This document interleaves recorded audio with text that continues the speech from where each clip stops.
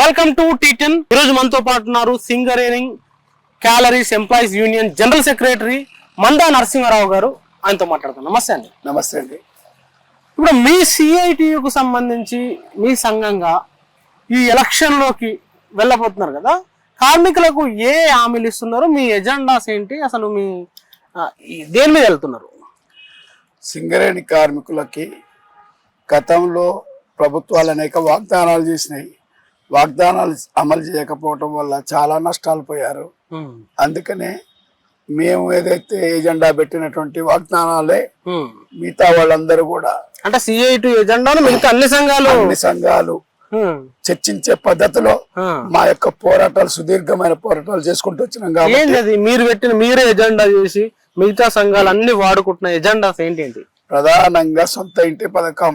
అది మీదేనా? మాదే. ఏ సంఘాన్ని అడిగినా అదే చెప్తుంది. మీదేనా? మాదే. ఎందుకంటున్నాం అంటే, ఎందుకు మీది? మేము సుదీర్ఘమైన పోరాటం చేసాం. ఎందుకంటున్నాం అంటే, సొంత ఇంటి పథకం కార్మికుల హక్కు. ఎట్లా అంటున్నామంటే, సింగరేణి వ్యాప్తంగా 50,000 క్వార్టర్లు ఉన్నాయి. దాంట్లో కార్మికులు ఉన్నది 39,748 మాత్రమే. అంతేనా? అంతే. దాంట్లో కార్మికులు క్వార్టర్లలో నివసిస్తున్నది 32,000 మంది. మిగతా 18,000 ఏమైనా అంటే అన్యాక్రాంతం అయిపోతున్నాయి. అంటే రాజకీయ నాయకులు, యూనియన్ నాయకులు, గవర్నమెంట్ డిపార్ట్మెంట్ ఇష్టారాజ్యంగా, పోలీసు వాళ్ళు కావచ్చు, రెవెన్యూ, గవర్నమెంట్ ఎంప్లాయీస్ అందరూ కూడా ఇష్టం వచ్చేట్టు మంచి మంచి క్వార్టర్లన్నీ వాళ్ళ ఇల్లీగల్ గా ఆక్యుపై చేసుకోవటం, పనికిరాని క్వార్టర్లన్నీ కౌన్సిలింగ్ లో పెట్టి కార్మికులకు తీసుకోమంటే అవి రిపేర్లు కాకుండా ఇబ్బంది పడుతున్న పరిస్థితి.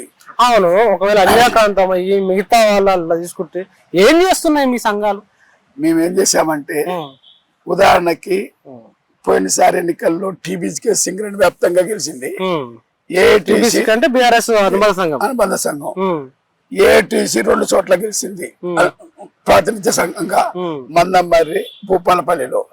వాళ్ళ నిర్వాహకం ఏంటి అనేది ఇక్కడ మీరు స్పష్టంగా అర్థం చేసుకోవాల్సింది ఏంటంటే, మందమర్రిలో గెలిచినటువంటి టీబీజీకేఎస్ నాయకుడు 2 క్వార్టర్లు కూలగొట్టి ఒక పెద్ద బిల్డింగ్ కడతా ఉన్నాడు.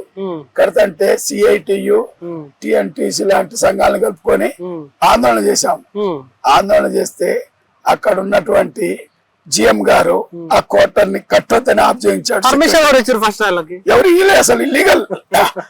అంటే అట్లా ఉంటుందా? కార్మిక సంఘాల నాయకులు అడ్డగోలు అట్లా కట్టేసుకోవచ్చా? అదే చెప్తున్నాయి. ఉదాహరణ ఏం జరిగిందంటే, అక్కడ కట్టొద్దని మేము ఆందోళన చేస్తుంటే జిఎం గారు అడ్డుకున్నాడు. అడ్డుకుంటే అక్కడ ఉన్నాడు బాల్కాసుమను మొత్తం జిఎం మీద ఒత్తిడి తీసుకొచ్చిండు. నేనైతే తప్పకుండా కట్టనియనని చెప్పేసి కరెక్ట్ సిన్సియర్ గా నిలబడ్డారు జిఎం. నిలబడితే ఆయన పెద్ద నాయకులతోనే, మా సిఎండి గారు ఉన్నారు కదా, ఆయనకి ఫోన్ చేయించి ఇమీడియట్లీ ఆ జిఎం ని ట్రాన్స్ఫర్ చేయించిండు మందమర్రి నుంచి కార్పొరేట్ కి. 4 నెలలే జిఎం పనిచేసింది అక్కడ. సిన్సియర్ గా పనిచేసిన జిఎం కి వీళ్ళు దారుణంగా, అన్యాయంగా ట్రాన్స్ఫర్ చేశారు. Illegal building. అయితే మేము ఊరుకోలే, మళ్ళీ గొడవ చేసినాం. గొడవ చేసేటప్పుడు ఏటీసీ నాయకులారా మీరు కూడా రండి అంటే వాళ్ళు వెనక ముందులు ఆడుకుంటూ వచ్చారు.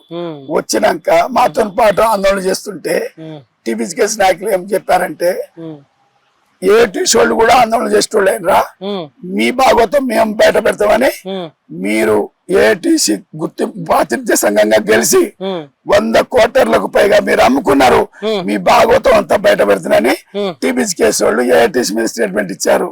అంటే ఇద్దరు కార్మిక సంఘాలు అంత దారుణంగా ఉంటాయా? అమ్ముకుంటే ప్రతిదీ ఒక్కొక్క దానికి ఒక్కొక్క రేటు. క్వార్టర్ ఇప్పిస్తే ఒక రేటు, ట్రాన్స్ఫర్ చేయిస్తే ఒక రేటు, ప్రమోషన్ ఇప్పిస్తే ఒక రేటు, షిఫ్ట్ చేంజ్ చేస్తే ఒక రేటు, లైట్ జాబ్ ఇప్పిస్తే ఒక రేటు, డిప్యుటేషన్ చేయిస్తే ఒక రేటు, ఇవన్నిటికీ పరాకాష్ఠ గా ఇంకో పెద్ద రేటు. కారుణ్య నియామకాలు మొత్తం కూడా అమ్ముకున్నారు. ఎట్లా అంటే ఒక్కొక్కడికి మెడికల్ బోర్డ్ అండ్ ఫిట్ కావాలంటే 6 లక్షల నుంచి 7 లక్షల పైన. 6 లక్షలు జాబ్కి. అది దాంట్లో కూడా ఎంత కుట్ర చూడండి. జబ్బు వచ్చిందని చెప్పేసి మెడికల్ బోర్డు పెట్టుకుంటే డబ్బులు ఇవ్వకపోతే, నువ్వు డబ్బులు ఇవ్వలేదు కాబట్టి నువ్వు సేమ్ జాబ్ అన్ఫిట్ చేసి లేదు. పాపం వాళ్ళు నపోదీపం మొత్తుకున్నారు. 360 మస్టర్లు చేసిన వాళ్ళు డబ్బులు ముట్ట చెప్తే వాళ్ళని అన్ఫిట్ చేసి వాళ్ళ కొడుకు ఉద్యోగాలు ఇచ్చారు. అంటే ఇంత దుర్మార్గంగా పైరవీలు విచ్చలవిడి అయిపోయినాయి సింగరేణిలో. అంటే గెలిచిన సంఘాలు ఈ పైరవీలు చేసుకొని బతకటానిక, కార్మికుల హక్కులను కాపాడటానిక? అందుకని కార్మికులు ఆలోచించాలి. ఈ ఎన్నికల్లో చిత్తశుద్ధి కలిగిన సంఘం, సిన్సియర్ గా పనిచేసే సంఘం, అవినీతికి తావులే ఇవ్వనటువంటి సంఘం సిఐటికి ఓట్లేయండి. ఈ మొత్తం సిఐటిగా ఏఐటీసీ మీద ఆరోపణలు చేసారు, బీఆర్ఎస్ అనుబంధ సంఘం మీద ఆరోపణలు చేసారు. అంటే మీరేమి ఇట్లా లాబింగ్ చేయట్లేదా? మీకేమి ఇట్లా వసూల వ్యవహారంలో మీ నాయకులు ఎవరు లేరా? మా నాయకులు కార్మికులకు తెలుసు, మేము నిప్పు లాంటి వాళ్ళం. మా యూనియన్ లో ఒక్క కార్యకర్త గాని అవినీతికి పాల్పడ్డట్లు రుజువు చేస్తే దేనికైనా సిద్ధంగా ఉన్నాం. ఆ ఛాలెంజ్ మిగతా యూనియన్ చేయమనండి. ఓపెన్ ఛాలెంజ్ చేస్తారా? ఓపెన్ ఛాలెంజ్ చేస్తున్నా సిఐటిగా. మా కార్యకర్తలు, మా నాయకులు ఎవ్వరు కూడా ఒక్క పైసా తీసుకున్నటువంటి ఎక్కడ లేదు ఇన్సిడెంట్. ఛాలెంజ్ చేస్తున్నాం, మీరు అందరూ సిద్ధంగా అండి అని కోరుతున్నాం. సొంతింటి కళ కాకుండా, సొంతింటి కళ అనేది మీరు ఎజెండా పెట్టినామన్నారు, మిగతా వాళ్ళు దాన్ని క్యాప్చర్ చేసి అందరి ఎజెండాలో, అందరి మేనిఫెస్టోలో సొంతింటి కళ ఫస్ట్ ఉంది. ఇంకేం ఎజెండా అట్లా మీరు సెట్ చేసి పెట్టినారు? ముఖ్యంగా కోల్ ఇండియాలో మంచి అగ్రిమెంట్ చేసినాం సిఐటి పోరాటంతో. ఏం అగ్రిమెంట్ చేశారు? పెర్క్స్ మీద ఇన్కమ్ ట్యాక్స్ వాపస్ తిరిగి ఇప్పియాలి. ఇన్కమ్ ట్యాక్స్ తో కార్మికులు చాలా ఇబ్బంది పడుతున్నారు. ఒక్కొక్కళ్ళ కార్మికుల దగ్గర నుంచి 3 నెలలు 4 నెలల జీతం రికవరీకి పోతుంది. ఈ ఇబ్బంది నుంచి కొంత వెసులుబాటు కోసం ఒక మంచి అగ్రిమెంట్ చేశాం. ఏది కంపెనీ క్వార్టర్ తీసుకున్న పాపానికి పెర్క్స్ పేరుతోని ఒక్కొక్క కార్మికుడి దగ్గర 30 నుంచి 60 వేల దాకా వాళ్ళ జీతాన్ని బట్టి రికవర్ చేస్తా ఉన్నాడు సంవత్సరానికి. కాబట్టి దీన్ని తిరిగి వాపస్ చేయాలని అగ్రిమెంట్ మేము పోరాడితే వస్తే దాంట్లో ఏఐటీసీ కూడా అగ్రిమెంట్ లో ఉంది జేబీసీసీలో. కానీ అప్పుడు 2011 నుంచి అమలవుతుంది కార్మికులకి. అప్పుడు ఇక్కడ సింగరేణిలో గెలిచిన సంఘంగా ఏఐటీసీ ఉంది. మరి అక్కడ చేసిన అగ్రిమెంట్ ఇక్కడ అమలు చేయాలి కదా. ఎక్కడ చేశారు? కోల్ ఇండియాలో అగ్రిమెంట్ చేసినాం, అక్కడ కార్మికులకు అమలవుతుంది. సింగరేణిలో ఈ గెలిచిన సంఘంగా ఏఐటీసీ ఉండి 2011 నుంచి 14 వరకు వాళ్ళే ఉన్నారు. మరి వాళ్ళు అమలు చేయాలి కదా, వాళ్ళు అమలు చేయించలేదు. ఇప్పుడు మేము అప్పటి నుంచి కొట్లాడుతుంటే ఏం చేయలేదు. ఇప్పుడు వచ్చి ఈ ఎజెండాని ఏఐటీసీ వాళ్ళు కూడా తగులుకున్నారు. అంటే వాళ్ళు నిద్రపోయేప్పుడు ఇప్పుడు కార్మికులకి చేతనంటే అంత ఈజీగా నమ్మే పరిస్థితిలో కార్మికులు లేరు. సిఐటి నినాదంగా అది కూడా నిలబడింది అని చెప్పదలుచుకున్నాం. మీకు ముఖ్యంగా సింగరేణి దాంట్లో సిఐటికు క్యాడర్ తక్కువ ఉన్నారు, వీళ్ళు గెలుస్తారు అని మీ మీద ఒక ఆరోపణ ఉంది. మిమ్మల్ని నేరుగా అంటున్నారు కొంతమంది నాయకులు. ఎట్లా దాని ఆ కామెంట్ ఎట్లా తీసుకుంటారు? ఆ మాట గతంలో అన్నారు, కానీ ఇప్పుడు సింగరేణి వ్యాప్తంగా యువ రక్తం వస్తా ఉంది. అందరూ అర్థం చేసుకుంటా ఉన్నారు. పాత తరం మనుషులు కాదు, మొత్తం చేంజ్ చేస్తా ఉంది. చాలా మంది సిఐటీలో చేరుతా ఉన్నారు. ఇది ఒక్కటే కాదు, ఇప్పుడు దేశం మొత్తం మార్పు కోరుకుంటా ఉన్నారు. మొన్న తెలంగాణలో ఎన్నికలు జరిగినాయి.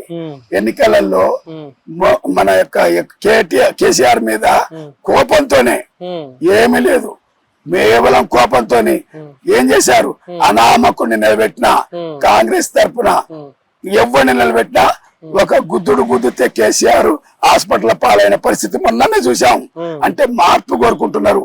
ఇదే కాదు, పంజాబ్ ఎన్నికలలో ఏం జరిగింది, మొన్న ఓటుకి కాంగ్రెస్ వాళ్ళు 5,000 ఇచ్చిండ్రు, బీజేపీ కూడా 5,000 ఇచ్చిండు, అకాలీదళ్ వాళ్ళు కూడా 500, 1000 రూపాయలు వాళ్ళ శాతం వెనుక వాళ్ళు ఇచ్చారు.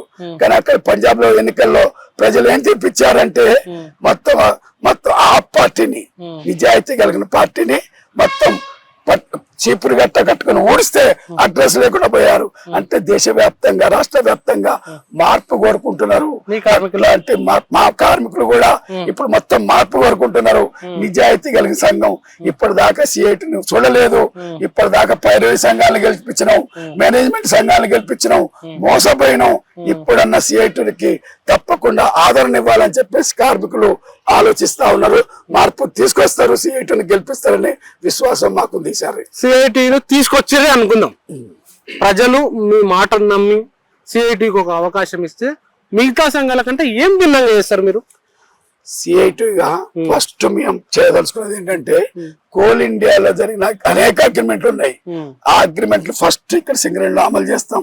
మిగతా వాళ్ళకి చేత కాలేదు, పైరవులకు పరిమితం పట్టించుకోలే. అసలు మేము గెలిస్తే మా గెలుపు ఆయుధాన్ని కోల్ ఇండియాలో ప్రమోషన్ కి ఇంక్రిమెంట్ ఉన్నది, ఇక్కడ ఇంక్రిమెంట్లు ఇవ్వట్లేదు. ఇవ్వకపోగా జీతం తగ్గిపోతుంది. సింగరేణిలో ప్రమోషన్ వస్తే జీతం తగ్గుతుందా? సింగరేణి పరిస్థితి ప్రత్యేక పరిస్థితి. ఇప్పుడు ఏ గవర్నమెంట్ డిపార్ట్మెంట్ అయినా ప్రమోషన్ వస్తే ప్రమోషన్ తో పాటు జీతం పెరుగుతుంది, ప్రమోషన్ వస్తే జీతం తగ్గడం ఏంటి? అది ప్రత్యేకత సింగరేణికి. ఎందుకు చెప్తున్నా అంటే అనేక ప్రమోషన్ ఇచ్చారు సింగరేణిలో. ఉదాహరణకి ఒక కార్మికుడికి మార్చిలో ఇంక్రిమెంట్ ఉంటే జనవరిలో ఫిబ్రవరిలో ముందు ప్రమోషన్ ఇస్తాడు. ప్రమోషన్ ఇస్తే దాంట్లో రూల్ ఏముందంటే ప్రమోషన్ ఇచ్చిన సంవత్సరం గానీ ఇంక్రిమెంట్ రాదు. ఈ ప్రమోషన్ ముందు ఇచ్చేసి రావాల్సిన వార్షిక ఇంక్రిమెంట్ మార్చి ఇంక్రిమెంట్ ఎగరగొట్టిండు. ఈ ప్రమోషన్ ఇంక్రిమెంట్ ఇవ్వలేదు, ఎందుకంటే హయ్యర్ గ్రేడ్ నుంచి లోయర్ గ్రేడ్ కి వస్తున్నావు ప్రమోషన్ అని చెప్పేసి ప్రమోషన్ ఇంక్రిమెంట్ ఇవ్వలేదు, ఇటు యాన్యువల్ ఇంక్రిమెంట్ ఇవ్వలేదు. కాబట్టి 2 రకాలుగా నష్టపోయి జీతం తగ్గింది ప్రమోషన్ తీసుకున్న వాళ్ళకి. అందుకని లబోదిబో మొత్తుకుంటున్నారు, మాకు ఈ ప్రమోషన్లు వద్దు, మంచి అగ్రిమెంట్ చేయాలని చెప్పేసి కార్మికులు కోరుతా ఉంటే, ప్రతి ప్రమోషన్ కి ఇంక్రిమెంట్ ఇవ్వాలని చట్టం ఉంటే దానికి విరుద్ధంగా అగ్రిమెంట్లు చేసి కార్మికులకు అనేక నష్టాలు చేసినటువంటి చరిత్ర. మీ దగ్గర ఏం ప్రత్యామ్నాయ సొల్యూషన్ ఉంది దానిపైన? దాని మీద ఒకటి ఇప్పటికే అమలు చేశాం. 2018లో కోల్ ఇండియా అగ్రిమెంట్ చేసి ఎట్టి పరిస్థితుల్లో ప్రమోషన్ వచ్చినప్పుడు మా ఇంక్రిమెంట్ డేట్ మార్చొద్దు, నువ్వు ప్రమోషన్ ఇంక్రిమెంట్ ఇస్తావా లేదా తర్వాత సంగతి. ప్రమోషన్ వచ్చిన దానికంటే ముందు 1/4/2011 నుంచి పాత ఇంక్రిమెంట్ డేట్ కంటిన్యూ చేయాలి తప్ప ఇంక్రిమెంట్ డేట్ మార్చొద్దు, కార్మికులకు నష్టం చేయొద్దని దాన్ని తీసుకొచ్చి ఇక్కడ అమలు చేసి ఒక్కొక్క కార్మికుడికి 30 నుంచి 60 వేల దాకా సిఐటిగా ఇప్పించా గణిత కార్మికులకు ఉన్నది. ఇదే కాదు, సకల జనుల సమ్మె జరిగినప్పుడు సింగరేణిలో కార్మికులు సమ్మె చేస్తే ముఖ్యమంత్రి ప్రకటించండు సకల జనుల సమ్మె జీతం ఇవ్వమని. దానికి ఇక్కడ ఉన్న టీబీజీ కేసు నాయకులు ప్లస్ మేనేజ్మెంట్ ఒక తప్పుడు సర్క్యులర్ తీసుకొచ్చి సమ్మె కంటే ముందు రోజు డ్యూటీ ఉంటేనే సకల జనుల సమ్మె జీతం ఇస్తా, లేకపోతే లేదని తప్పుడు సర్క్యులర్ తీసుకొస్తే దానికి వ్యతిరేకంగా సిఐటిగా పోరాటం చేసి మిగతా సంఘాలు ఎవ్వరు పట్టించుకోలే, మేమే పట్టించుకొని మొత్తం పోరాటం చేసి ఇప్పుడు ఎలక్షన్ల సందర్భం కాబట్టి చెప్తారా, అది వాస్తవమా? 100% వాస్తవం. కార్మికులు తీసుకున్నారు, కార్మికులు గుర్తించారు. ఇదే కాదు, సిఎంపిఎఫ్ వడ్డీ రేటు కూడా మేము కార్మికులు మిగతా సంఘాలు ఎవ్వరు పట్టించుకోలే. 8.5% కట్టాల్సింది 8% కట్టిండు. కడితే ఇది తప్పు, ఇది కార్మికులకు రావాలని చెప్పేసి సుదీర్ఘంగా 6 నెలల కాలం పాటు ధర్నాలు, పికెటింగ్లు అనేక కార్యక్రమాలు చేసి ప్రతి కార్మికుడికి ₹1,00,000 1000 చొప్పున 50 లక్షలు ఉంటాయి సిఎంపిఎఫ్ బ్యాలెన్స్, 50,000 ప్రతి కార్మికుడికి ఇప్పించాం, అధికారులకు కూడా ఇప్పించాం. డైరెక్టర్ మేము డైరెక్టర్ కూడా ఒప్పుకున్నాడు. అంత ముందే గవర్నమెంట్ కంపెనీ అదే తప్పు చేయదన్నాడు. బరాబర్ పోయి ఇప్పించినాక ఆయన పోయి కలిస్తే సిఐటి చేసినటువంటి పోరాటానికి ఒప్పుకునే వ్యక్తం చేసడం కాదు, దిగిపోయిన కార్మికులకు ఇయ్యనన్నది సిఎంపిఎఫ్ వాళ్ళు. వాళ్ళేం పాపం చేశారు, వాళ్ళకు కూడా ఇయ్యాలని గట్టిగా పట్టి ఇప్పిస్తే ఎక్కడెక్కడున్నా హైదరాబాద్ లో, విజయవాడలో, ఖమ్మంలో అక్కడెక్కడ ఉన్న వాళ్ళంతా సిఐటికి ఫోన్ చేసి అభినందనలు తెలియజేశారు. మీ పోరాటం వల్ల మాకు సిఎంపిఎఫ్ వడ్డీ వచ్చిందని చెప్పేసి అభినందనలు తెలియజేశారు. అంటే మీకు మంచిగా కొట్లాడుతున్నారు, మీరు నిజాయితీ మంతులు అని అభినందనలు తెలియజేస్తారా, ఓట్లు కూడా వేస్తారా వీళ్ళు?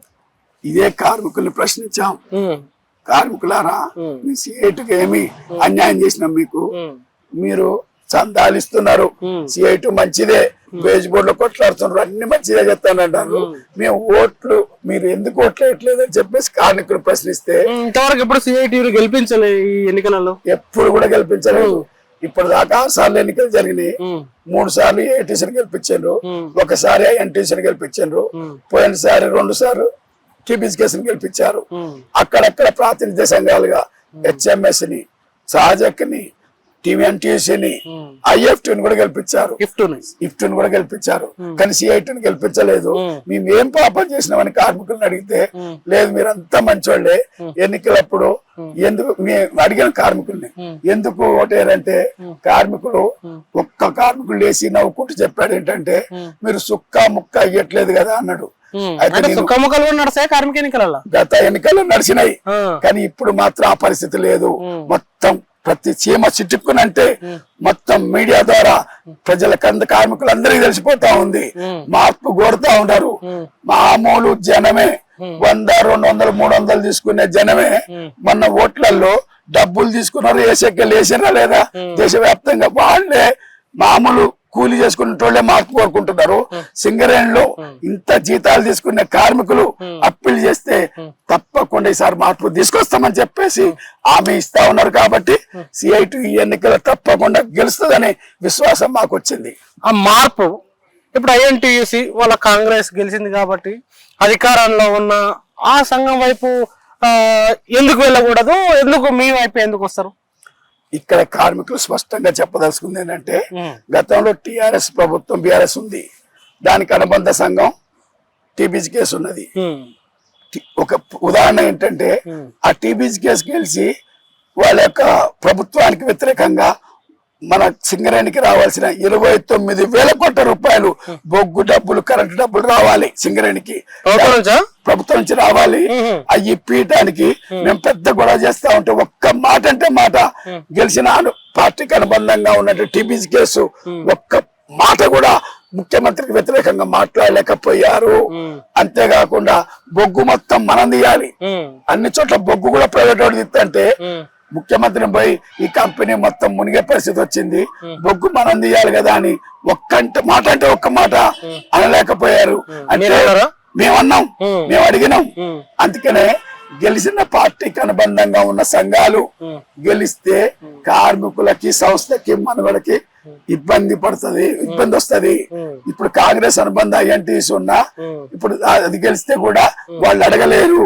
అంతేకాదు ఇప్పుడు లాబింగ్ బాగా చేస్తాము, గవర్నమెంట్ నుంచి కొన్ని పథకాలు తీసుకొస్తాము, మీరు ఇప్పుడు పెట్టిన డిమాండ్లకు సొంత ఇంటి పథకాలు కూడా మేము తీసుకొస్తాము అని అంటే కార్మికులు అట్లా నమ్మే అవకాశం లేదా? గతంలో నమ్మి మోసపోయారు. ముఖ్యమంత్రి గారు వాగ్దానం స్పష్టంగా ఇచ్చారు. శ్రీరాంపూర్ బహిరంగ సభ సందర్భంగా వాగ్దానం ఇచ్చే ఏం వాగ్దానం ఇచ్చిండు? సొంత ఇంటి కళ నెరవేర్స్తామని చెప్పేసి అన్నాడు. చేయలేదు. కేసీఆర్ అట్లాగే పేర్ల మార్పిడి చేస్తానని 14,000 మంది ఓట్లు వేయించుకొని వాళ్ళని నెట్టేట ముంచాడు. ఇంతవరకు పేర్లు మార్చలేదు. డిపెండెంట్ వయసు 35 సంవత్సరాల నుంచి 40 సంవత్సరాలు పెంచుతానడు. వాళ్ళ ఊసే ఎత్తలేదు. అందుకనే ఇప్పుడు గెలిచిన సంఘానికి అనుకూలంగా ఉన్న సంఘం గెలిచిన కార్మికులకు అనగూడేది శూన్యము. అందుకని ఇప్పుడు కొంతమంది TBGKS TRS ఓడిపోయింది కాబట్టి TBC నుంచి అక్కడక్కడ కొంతమంది జంపు జలాన్ని స్టార్ట్ అయ్యారు INTUC లోకి.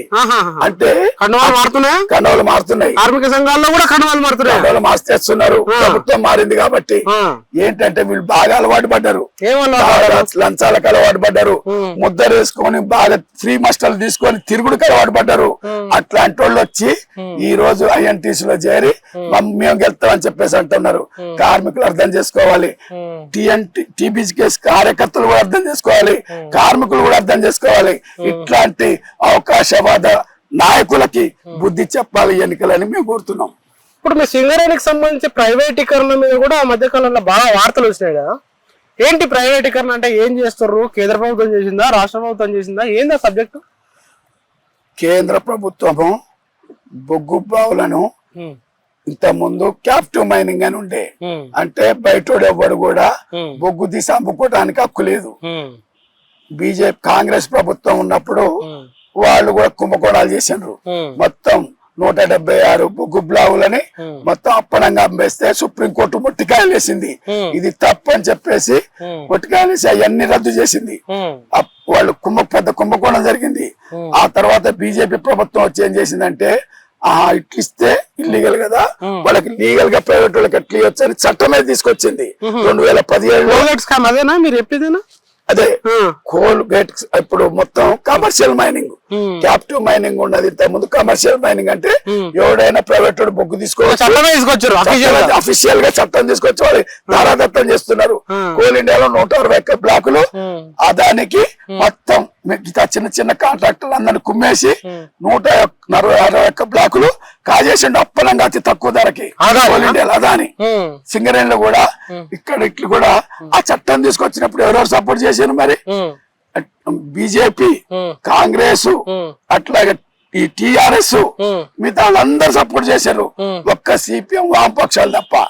అంటే వీళ్ళందరూ అప్పుడు సపోర్ట్ చేసి ఇవాళ ప్రైవేటీకరణకి మేము పోట్లాడుతున్నాని అంటున్నారు. బీజేపీ పెద్ద దొంగ, వీళ్ళు తోడు దొంగలు.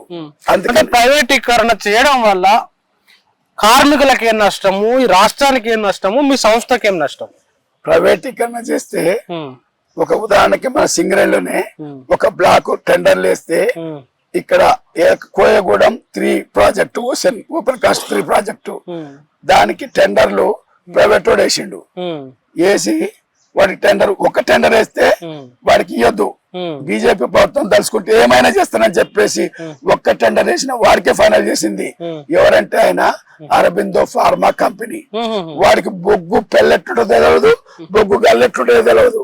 అట్లాంటి టెండర్ ఫైనల్ చేసింది. దాని యజమాని ఎక్కడ ఉన్నాడు ఇప్పుడు? ఢిల్లీ లిక్కర్ స్కామ్ లో జైల్లో ఉన్నాడు.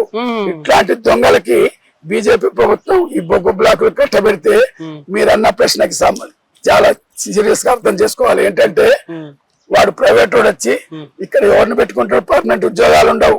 ఇక్కడ కాంట్రాక్ట్ కార్మికులు కూడా ఉండరు. వాడు బాండెడ్ లేబర్ ని బీహార్, ఒరిస్సా, మధ్యప్రదేశ్ నుంచి తీసుకొచ్చి క్యాంపులు పెడతాడు. క్యాంపులు పెట్టి వాళ్ళకి మినిమం జీతాలు ఉండవు. 12 గంటలు పని చేయిస్తాడు. ఎలాంటి హక్కులు ఉండవు. కట్టు బానిసలుగా పని చేయించుకొని కోట్ల రూపాయలు గడించి అసలు నాకు లాభమే లేదంటాడు. బొగ్గు 1,00,000 టన్నులు తీసి, ఇదంతా దొంగలు కదా, మాఫియాలు కదా, 1,00,000 టన్నులు తీసి 50,000 కూడా తీయలేదంటాడు. గవర్నమెంట్ కట్టాల్సి ట్యాక్సులు కొట్టి కట్టాడు. బొగ్గుని ఎంత రేటుకి అమ్ముతాడు? మేము బొగ్గు తీస్తాం పబ్లిక్ సెక్టార్, టన్నుకి 4,500కే మేము బొగ్గును అమ్ముతాం టన్నుకి. ఇదే ప్రైవేట్ వాడు ఎంతకు అమ్ముతాడు? మొన్ననే చూసాం, అదాని బొగ్గు మొత్తం ఆస్ట్రేలియా నుంచి డబ్బు చేసిండు. 7.5 లక్షల టన్నుల, మిలియన్ టన్నుల బొగ్గు ఆంధ్రప్రదేశ్ అగ్రిమెంట్ మోడీ గారి సహకారంతో చేసుకుంటే టన్నుకి ఎంత అంటే తెలుసా? 18,000. మీరు 4,000 చేసేది కాస్త వాళ్ళు 18,000కి అమ్ముతాడు. అంతేకాదు, ఎంత దుర్మార్గం చూడండి. మేము పబ్లిక్ సెక్టార్ కాబట్టి తక్కువ ధరకి బొగ్గు సప్లై చేస్తున్నాం. పర్మనెంట్ జీతాలు ఇస్తున్నాం. కార్మికులకు అనేక సౌకర్యాలు ఇస్తున్నాం. గవర్నమెంట్ కి, కేంద్ర రాష్ట్ర ప్రభుత్వానికి ఎంత డబ్బు కొడుతున్నావు తెలుసా? ఈ 9 సంవత్సరాల కాలంలోనే కంపెనీ ఇచ్చిన లెక్కల ప్రకారము 49,666 కోట్ల రూపాయలు కేంద్రానికి, రాష్ట్రానికి సింగరేణి సంస్థ ఒక్కటే కట్టినాం. ఇన్కమ్ ట్యాక్స్ కాకుండా. ఇన్కమ్ ట్యాక్సే 1,000 కోట్ల రూపాయలు కడుతున్నాం. అంటే ప్రభుత్వానికి లాభము, కార్మికులకు ప్రయోజనం. పబ్లిక్ సెక్టార్ వల్ల ఇంత తక్కువ ధరకి మేము బొగ్గు అమ్ముతుంటే మాకు బొగ్గు బ్లాక్ లేకుండా ఈ ప్రైవేట్ వాడికి ఇస్తే ప్రజలకు కూడా నష్టం. 18,000కి బొగ్గు టన్ను కొంటే వీళ్ళు ఎంత కమ్మాల కరెంటు? 20 నుంచి 50 రూపాయల దాకా ఒక యూనిట్ కి ప్రజలకు అమ్మితే ప్రజలకు కొని బతికే పరిస్థితి ఉంటుందా? మేము ఎంత ఇస్తున్నాం కరెంటు? జైపూర్ లో తయారు చేస్తున్నాం. మొత్తం 4 రూపాయలు 12 పైసలకే మేము అమ్ముతున్నాం గవర్నమెంట్ యూనిట్ కి. మరి మేము ఎంత తక్కువ ఇస్తా అంటే మాకు ఇవ్వాలి కదా బొగ్గు బ్లాక్లు. ఆ ప్రైవేట్ వాడికి ఇచ్చి దేశాన్ని లూటి, ప్రజలను లూటి, కార్మికులు ఉండరు, దోపిడీ, అంతా దోపిడీ. ఇట్లా ఉంటది పరిస్థితి. అందుకనే ప్రైవేట్ వాడికి ఇవ్వద్దు, మాకు ఇవ్వండి. మంచిగా లాభాలు వస్తున్నాయి. 4,500 టన్నుకి బొగ్గు అమ్మినా కూడా మాకు సింగరేణికి ఎంత లాభాలు వస్తున్నాయి తెలుసా? మొత్తం గత 20 సంవత్సరాలుగా లాభాలు వచ్చినాయి. పోయినసారి ఒక్క సంవత్సరంలో 2,222 కోట్ల రూపాయల లాభం వచ్చినాయి. ఇన్ని జీతాలు, ఇన్ని చేసుకుంటూ, ట్యాక్సులు కట్టుకుంటూ, ఇన్ని చేసినా కూడా ఇంత లాభం వచ్చింది. అంతేకాకుండా అవార్డులు వస్తున్నాయి దేశవ్యాప్తంగా. ఉత్పత్తిలో, ఉత్పాదకతలో మంచి అవార్డులు వస్తున్నాయి. ఇంత మంచి సంస్థని కాదని ఈ దొంగలకి ఈ బొగ్గులు బ్లాకులు కట్టబెట్టడం ఎంత వరకు సమంజసమని ఈ ప్రజలని, కార్మికులను అందరినీ వేడుకుంటా ఉన్నాం సిఐటిగా. అందుకని దీనికి వ్యతిరేకంగా పెద్ద ఎత్తున పోరాటం చేయాలి. ఈ యొక్క బీజేపీ ప్రభుత్వం వస్తే మళ్ళీ ఈ భవిష్యత్తు ఉండదు. ఇప్పుడున్న బొగ్గు బ్లాకులు, కొత్త బ్లాకులు ఈయనట్టండి కదా. ఇప్పుడున్న అండర్ గ్రౌండ్ మైన్స్, ఓపెన్ కాస్ట్లు ఉన్న బొగ్గు ఎంత కాలం నడుస్తుంది? కంపెనీ లెక్కల ప్రకారమే 10 నుంచి 15 సంవత్సరాల్లో బొగ్గు నిల్వలు అన్ని అయిపోతాయి. అయిపోతే పరిశ్రమ పరిస్థితి ఏంటి? మొత్తం ప్రశ్నార్థకం. Singareni collieries company limited board మాత్రమే ఉంటది. పరిశ్రమ 15 సంవత్సరాల తర్వాత మొత్తం బొగ్గు అయిపోద్ది. అందరినింటికి పంపిస్తాడు. బిఎస్ఎన్ఎల్ లో 80,000 పంపించాడు కదా, సింగరేణిలో కార్మికులు అందరినీ ఇంటికి పంపిస్తాడు. అందుకనే కొత్తగా వచ్చిన కార్మికులు 30 సంవత్సరాలు పర్మనెంట్ ఉద్యోగం చేద్దామని వచ్చారు. వాళ్ళ పరిస్థితి ఏం కావాలి? కార్మికులు పనిచేసే వాళ్ళు కావచ్చు, దీపేటోళ్ళు అనుకుంటారు. ఏమన్నా అనుకుంటారంటే ఈ కంపెనీ ఉంటే ఎందుకు పోతే నేనైతే దిగిపోతాను అనుకుంటాడు. కానీ దిగిపోయేలో పెన్షన్ రావాలి కదా. పెన్షన్ రావాలంటే ఏం కావాలి? కంపెనీ ఉండాలి, కార్మికులు ఉండాలి. కార్మికుల దగ్గర 7% పెన్షన్ కోసం రికార్డు కావాలి, కంపెనీ 7% ఇవ్వాలి. అట్లాగే టన్నుకి 15 రూపాయలు ఇవ్వాలి. ఈ ఫండ్ జమ అయితేనే దిగిపోయిన వాళ్ళకి పెన్షన్ ఇస్తాం. అసలు కంపెనీ లేకుండా పోతే దిగిపోయిన వాళ్ళకి పెన్షన్ ఎవడు ఇస్తాడు? అందుకని పెద్ద ప్రమాదం వచ్చింది. కార్మిక వర్గం అర్థం చేసుకోవాలి. వీటన్నిటికీ వ్యతిరేకంగా పోరాట సంఘం సిఐటిగా మేము కార్మికులందరినీ ఐక్యంగా కలుపుకొని పోతాం. మిగతా లెక్క స్వార్థం ఉండదు మాకు. సంస్థను రక్షించుకోవాలి. సంస్థ ఉంటేనే మనం ఉంటాం, మన హక్కులు ఉంటాయి. అందుకనే నిజాయితీ కలిగిన నిబద్ధతతో పోరాటం చేసే సంఘం సిఐటి. రైతులు ఎలాగైతే దేశవ్యాప్తంగా పోరాటం చేసి వాళ్ళ నల్ల చట్టాలను సాధించుకున్నారు, తుంగలో తొక్కారు, అట్లాంటి ఈ ప్రైవేటీకరణ విధానాన్ని రాబోయే కాలంలో బీజేపీ ప్రభుత్వానికి దానికి వడ్డగాగుతున్న పార్టీలకి తప్పకుండా బుద్ధి చెప్తేనే ఈ పరిశ్రమ ఉంటది. ఇక్కడ మీరు గవర్నమెంట్ ఏమో కొత్త క్యాలరీలు, కొత్త మైనింగ్ ఇవి ఇవ్వట్లేదు, స్టాప్ చేసిరని చెప్పేసి మీరు చెప్పారు. కానీ మీ మేనిఫెస్టోలో మేము గెలిస్తే కొత్త క్యాలరీలను, కొత్త మైనింగ్స్ ను సాధిస్తామని చెప్పారు. ఎట్లా సాధిస్తారు? ఈ పోరాటం ఈ బీజేపీ ప్రభుత్వాన్ని ముందు ఇంటికి సాగనంపాలి. కొత్త ప్రభుత్వం ఉమ్మడిగా ఎన్డీఏ అంటే అన్ని పార్టీలతోనే అధికారంలో రాబోయే పార్టీ అయితేనే రాబోయే కాలంలో మన సంస్థ మనుగడ ఉంటది. కొత్త బ్లాకులు వస్తాయి. ఇప్పటికే పోరాటం చేస్తున్నాం. అందరం కూడా తెలంగాణలో ప్రైవేటు వాడిని అడుగు పెట్టకుండా అన్ని యూనియన్ లెక్కలు చేసి పరారయ్యేటట్టు చూస్తాం.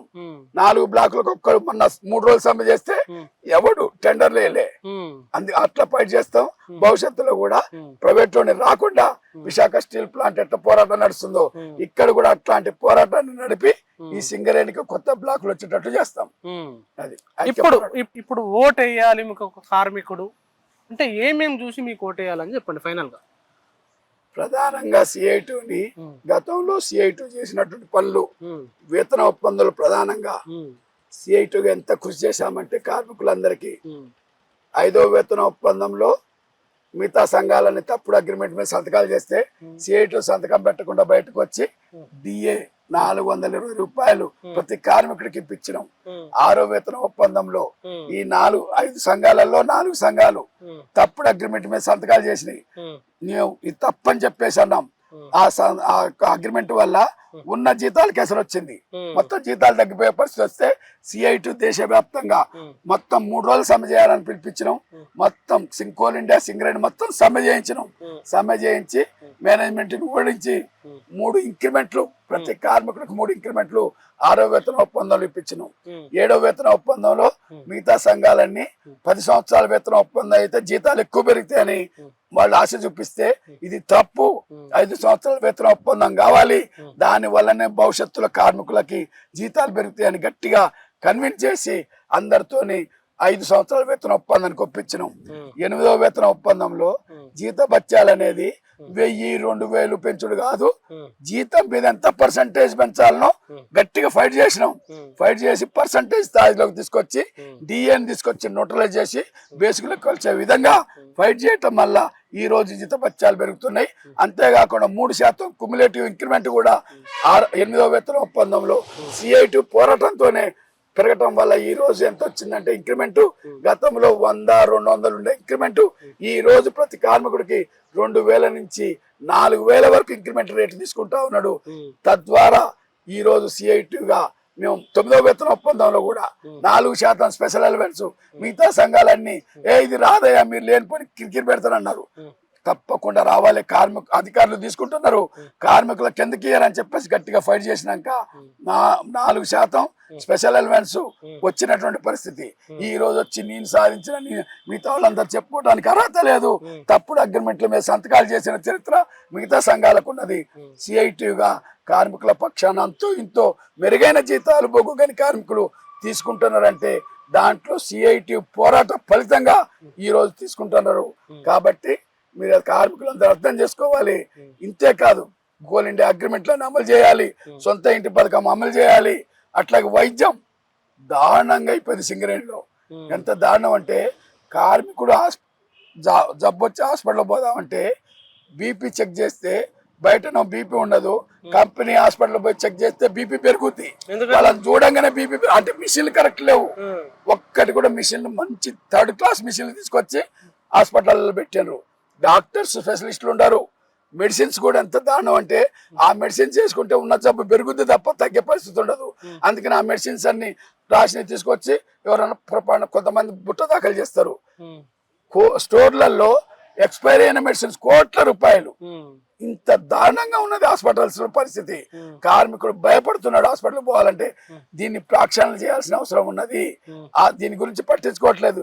ఈ గెలిచిన సంఘాలు గతంలో వాళ్ళు వీళ్ళందరూ ఏం చేశారు, పైరవి సంఘాలు ఏం చేశారంటే మొత్తం హాస్పిటల్ పరిస్థితి పట్టించుకోకుండా కారుణ్య నియామకాలు లిస్టు రాగానే ఎవడు వస్తాడు, ఎవడు డబ్బులు ఇస్తాడు, వాని కేసులు చేద్దామని ఇది చూస్తారు తప్ప అసలు కార్మికులకు వైద్యం అందే పరిస్థితి ఎవ్వరు ఆలోచించట్లేదు. సిఐటిగా గతంలో అనేక పోరాటాలు చేసినాం. గెలిస్తే తప్పకుండా ప్రక్షాళన చేస్తాం. స్కూల్స్ మొత్తం కూడా పాత కార్మికులు మేము అడిగితే సిబిఎస్ఈ సిలబస్ తోటి మాకు స్కూల్ కావాలని అంటున్నారు కార్మికులు. దానికి మీరు నిలబడతారా, కొట్లాడతారా? తప్పకుండా. స్కూల్స్ మొత్తం మూతపడుతున్నాయి. కొత్త కార్మికులు వస్తున్నారు. వచ్చినప్పుడు వాళ్ళ పిల్లలు ఎక్కడ చదవాలి? లక్షల రూపాయలు పెట్టి బయట చదవాల్సి వస్తుంది. అందుకనే సింగరేణి స్కూల్స్ ఉన్నాయి, టీచర్స్ ఉన్నారు. తప్పకుండా దీన్ని మార్చాలి. సిబిఎస్ఈ సిలబస్ పెట్టి వాళ్ళకి అందించే ప్రయత్నం సిఐటిగా గెలిస్తే తప్పకుండా చేస్తాం అని చెప్పేసి కార్మికులకి వాగ్దానం ఇస్తున్నాం. థ్యాంక్ యూ వెరీ మచ్ మందా నరసింహారావు గారు. సింగరేణి కార్మికులు, తెలంగాణ ప్రజలు చూసిరు కదా, సిఐటియు మిగతా సంఘాలకు సంబంధించి ఎంత వ్యత్యాసం ఉంది, ఏ అంశాల్లో వీళ్ళు ఫైట్ చేసినారు, వీళ్ళు ఈసారి కంపల్సరీ మార్పు కావాలని కార్మికులు కోరుకుంటున్నారని చెప్పేసి చెప్తున్నారు. మరి ఆ మార్పు సిఐటియు వైపే ఉంటుందా, ఉండాలనా? మొత్తం విన్న తర్వాత మీరేమనుకుంటారో కామెంట్ రూపాయలు రాయండి. Thank you very much. చూస్తూనే ఉండండి T10. నేను మీ సుందర్, సైనింగ్ ఆఫ్.